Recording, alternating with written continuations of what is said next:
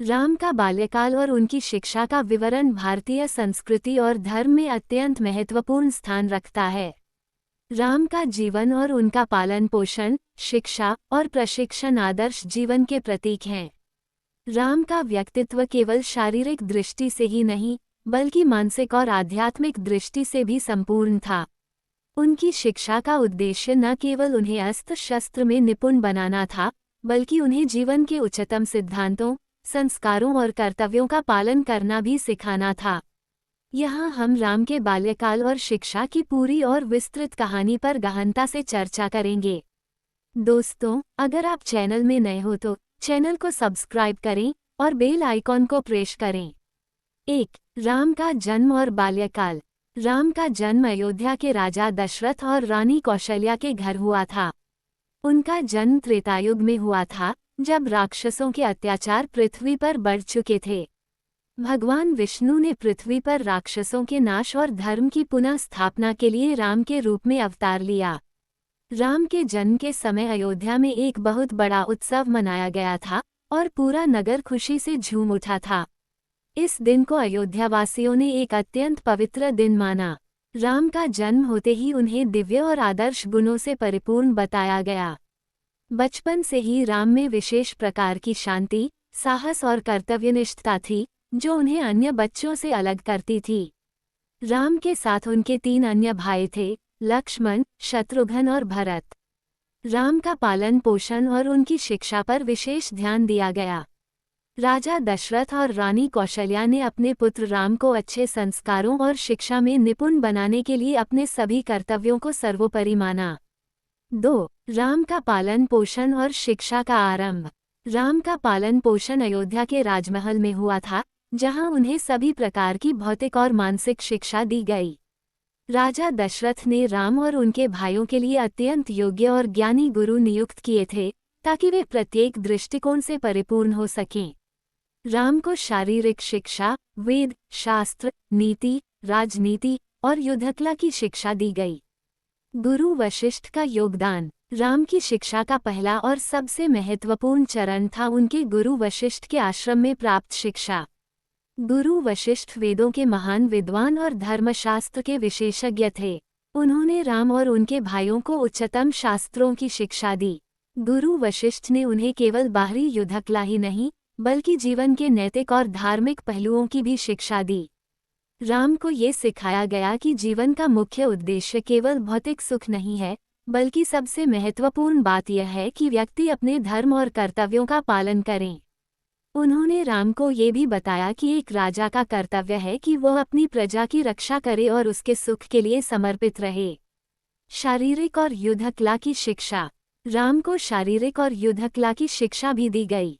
राजा दशरथ ने ये सुनिश्चित किया कि उनके पुत्र केवल एक अच्छे शासक ही नहीं, बल्कि महान योद्धा भी बने। इसलिए राम को अस्त्र शस्त्र, धनुष बाण चलाने, युद्ध की रणनीतियां और आत्मरक्षा की शिक्षा दी गई। गुरु विश्वामित्र, जो एक महान ऋषि और योगी थे, ने राम और उनके भाई लक्ष्मण को अस्त्र शस्त्र की शिक्षा दी।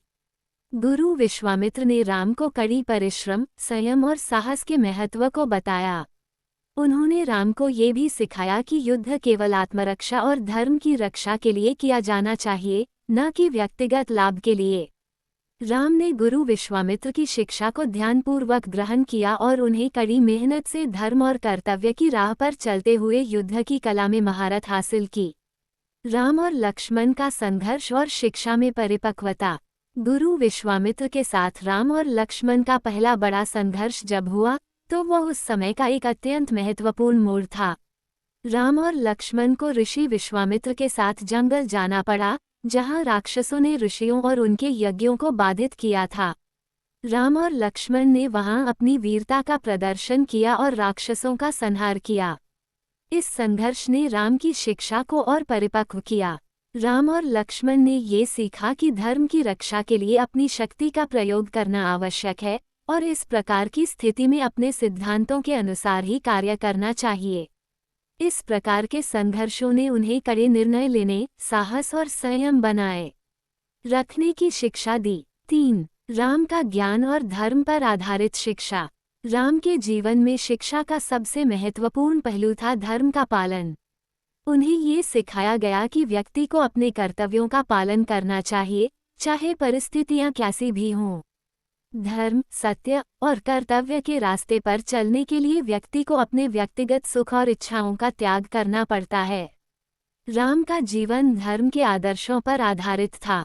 वे कभी भी सत्य से नहीं भटके, चाहे उनके सामने कितनी भी कठिनाइयां आईं। उन्हें ये शिक्षा दी गई थी कि एक राजा का धर्म होता है कि वह अपनी प्रजा के भले के लिए अपने व्यक्तिगत सुखों का त्याग करे। राम ने इसे अपने जीवन में पूरी तरह से अपनाया और यही कारण था कि वे न केवल एक महान योद्धा बल्कि एक महान व्यक्ति और राजा भी बने। 4. राम की शिक्षा का प्रभाव उनके जीवन पर। राम की शिक्षा का प्रभाव उनके जीवन के प्रत्येक पहलू में स्पष्ट रूप से देखा जाता है।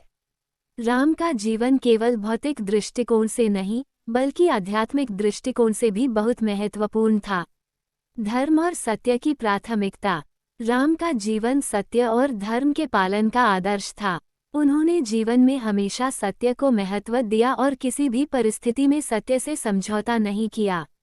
चाहे राम को अपनी पत्नी सीता को वनवास देना पड़ा या खुद को 14 वर्षों के लिए वनवास पर भेजना पड़ा, उन्होंने हमेशा धर्म के अनुसार कार्य किया। संपूर्ण त्याग और बलिदान। राम का जीवन त्याग और बलिदान का प्रतीक था। उन्होंने अपने परिवार, राज्य और सुख संपत्ति को त्याग कर वनवास स्वीकार किया ताकि वह अपने पिता दशरथ की प्रतिज्ञा का पालन कर सकें। संकल्प और कर्तव्यनिष्ठता। राम की शिक्षा ने उन्हें कर्तव्यनिष्ठ और संकल्पबद्ध बनाया। उन्होंने हमेशा अपने कर्तव्यों को प्राथमिकता दी और किसी भी परिस्थिति में उन कर्तव्यों से पीछे नहीं हटे। 5. निष्कर्ष। राम का बाल्यकाल और शिक्षा न केवल शारीरिक शक्ति और अस्त्र शस्त्र की कला तक सीमित थी, बल्कि उनकी शिक्षा का उद्देश्य उन्हें एक आदर्श व्यक्ति और राजा बनाना था। वे अपने जीवन में सदैव धर्म, सत्य और कर्तव्य के मार्ग पर चलते रहे। उनकी शिक्षा ने उन्हें मानसिक रूप से मजबूत, धार्मिक दृष्टि से परिपक्व और युद्धकला में निपुण बनाया। राम का जीवन हमें ये सिखाता है कि केवल बाहरी बल से नहीं बल्कि आंतरिक शक्ति, सत्य, धर्म और कर्तव्यों के पालन से ही हम महान बन सकते हैं। उनकी शिक्षा आज भी हम सभी के लिए एक आदर्श और मार्गदर्शन का स्रोत है। ये राम के बाल्यकाल और शिक्षा पर विस्तृत विवरण था। इस विवरण में राम के जीवन के प्रारंभिक वर्षों, उनके गुरु, शिक्षा और जीवन के सिद्धांतों की गहन चर्चा की गई है। यदि आपको कुछ और जानकारी चाहिए या किसी अन्य पहलू पर विस्तृत चर्चा करनी हो, तो कृपया बताएं।